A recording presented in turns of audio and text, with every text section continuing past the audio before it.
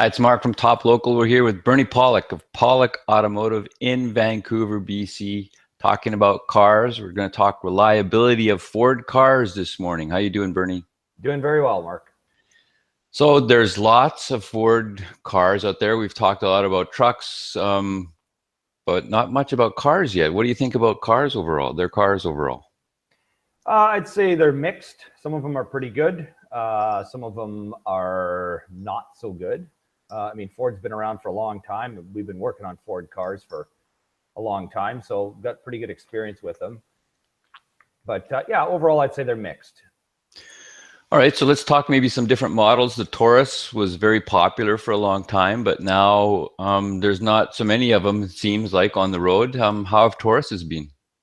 I think Tauruses are mixed, in my opinion. So Taurus, I remember when they first came out, and I was younger, and they were the most bizarre looking car. I remember thinking, man, these things are ugly. And it didn't take long. I think they were just so far ahead of their game in terms of styling that soon they became the norm, and a lot of cars look like them. And when you look at a first generation Taurus, now you go, what an old looking thing. But when that car was new, it was pretty amazing, the styling. But nonetheless, those old generations, I would say, weren't that reliable. I mean, after a while, they developed fluid leaks from all over the place. I remember replacing rack and pinions and just oil leaks. There was a whole variety of issues, water pump, coolant leaks. And of course, with cars, it's always good to put things into context of the era. I mean, cars are just a lot more reliable now than they used to be back in the 80s when those cars came out. But we'll talk sort of newer Tauruses, maybe around the the late 90s, 2000 models. Overall, not bad cars, but you really need to know which ones to buy. And say, for instance, if you say around the 2000 model year, 3-liter engine Taurus, the ones with the push rod engines, very reliable. Not a lot of engine problems. If you bought a 3.8-liter, blowing head gaskets are a problem. The 3-liter, the performance model with the overhead cams, again, issues with those. So if you know which car to buy, it's not a bad buy. But there's a lot of things that do go wrong with them. I mean, there's coolant leaks, there's brakes wear out like they do on any car, nothing in particular. But again, the key thing is to do your research and buy the right car. One example of a Taurus, we have a client it's got over 300,000 kilometers on it's around a 2000 Taurus, early 2000s. He's meticulous with his maintenance. He does everything, and the car still drives like a brand new car. So it's an example of even a car that's maybe not got the best reputation. If you take good care of it, you do all the work, it'll last you a long time. It'll what you give to the car, it gives back to you.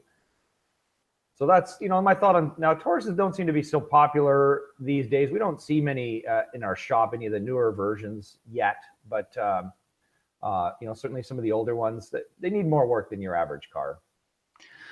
All right. What about Crown Victorias? Were very popular with the police and folks who like rear-wheel drive vehicles. How's their record of repairs? They're pretty good, but they share a lot of drivetrain components, like as with the trucks. The V8 engines, one of the issues, they do blow the odd spark plug out in their earlier models. So that's one issue to deal with Crown Victorias. Overall, they're a pretty good car. So there's some plastic components like intake manifolds and things where you'll develop vacuum leaks or coolant leaks, and that makes for an expensive repair. If someone wants like your sort of traditional American rear-wheel drive, gas guzzling boaty kind of car, they're a pretty good option, and actually one of the only ones left, because Chrysler and GM don't make that kind of thing. But the reliability is pretty good considering the police use them, and overall, a good car if you want to go for something like that.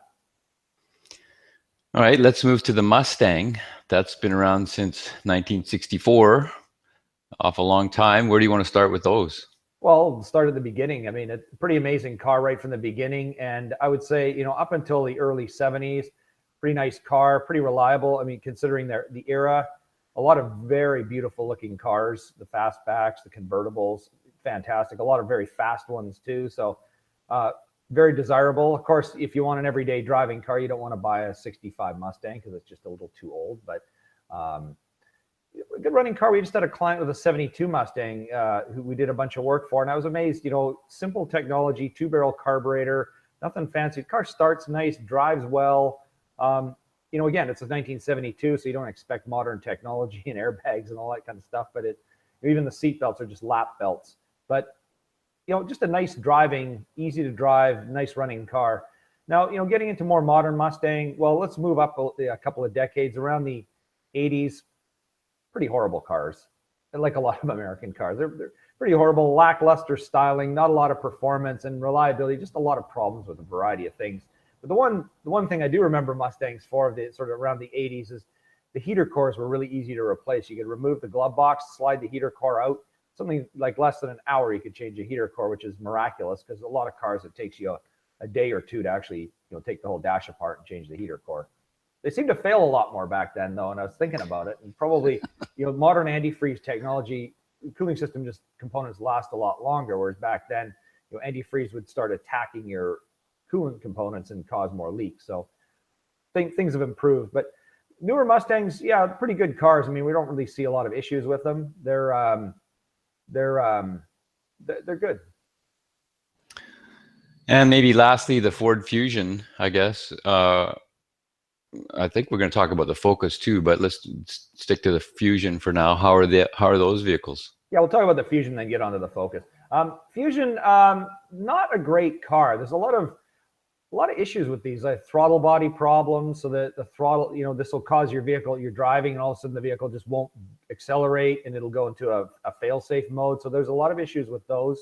The other issues with Fusions, they're very common, are steering rack failures. These vehicles use electronic power steering, which is pretty common in a lot of cars, but there's a lot of failures with the electric power steering unit. So again, it'll go into like a manual steering mode, and you know, which is not great. So I mean, it's not that the car fails to steer, but you just have it's manual Armstrong steering.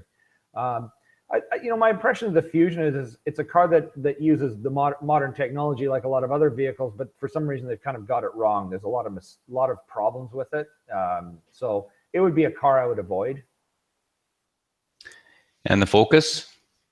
Probably not a car I'd avoid. Their Focuses are a cheap car, but they're fairly reliable. They do have a few issues that we see reoccurring. Things like they'll develop coolant leaks from plastic thermostat housings. That's one issue that we see a lot of. You know, oil leaks develop after a while, usually valve cover gaskets, so they're not that hard to fix. Other than that, sort of normal brake wear, and some of the steering suspension components wear out over time. The Focus is one of those cars that just keeps getting better year over year. And the Focus guy, it's the successor of the Escort, which was really kind of a piece of crap. Although we do have one customer who's got an older one that keeps pretty good care of, and it seems to be pretty reliable. But Escorts, they had a lot of head gasket problems and things. So Focuses don't have that. They're much more reliable. So I'd say if you're looking for, you know, a low priced sort of economical car, Focus is a good one. Not as reliable as a Corolla, but usually a lot less money to buy. So you're further ahead of the game. So what about, I'm going to toss a little bit of a wild card at you. Ford has had some pretty horrific engineering failures over the years, and they've started another one with Fusions and Focuses where they're catching on fire again. They've just issued a massive recall for those. How's Ford's engineering overall? I'd say mixed. You know, I mean, we've talked about some of their trucks, you know, the F-350s with the, you know, 6-liter diesels, which I think are kind of disgusting failure in terms of engineering, and just so many problems. You know, the V8 engines with blowing spark plugs and seizing spark plugs. The 3.8-liter V6, which we touched on earlier, which, you know, in the Taurus, but also in Mustangs, they used them in a lot of different cars. Chronic head gasket failures. You almost be guaranteed of head gasket problems in those vehicles. So I'd say Ford engineering is mixed. You get some cars that are really reliable. A lot of transmission problems in Fords too, over a variety of models too, which we didn't talk about earlier. I'd say they're mixed. The Ford's marketing department is fantastic though, because they keep selling cars and they keep doing pretty well. I remember when they had all these problems with the 3.8-liter engines with the head gaskets.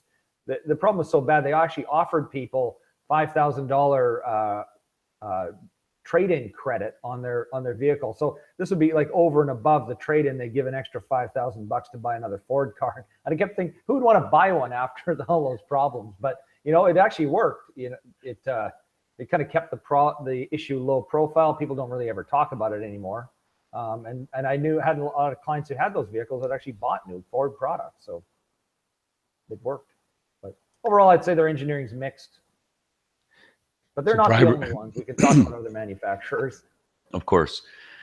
So there you go. If you have a Ford that you're looking for service in Vancouver, the guys to see are Pawlik Automotive in Vancouver. You can reach them at 604-327-7112. You must book ahead for an appointment or check out their website, pawlikautomotive.com.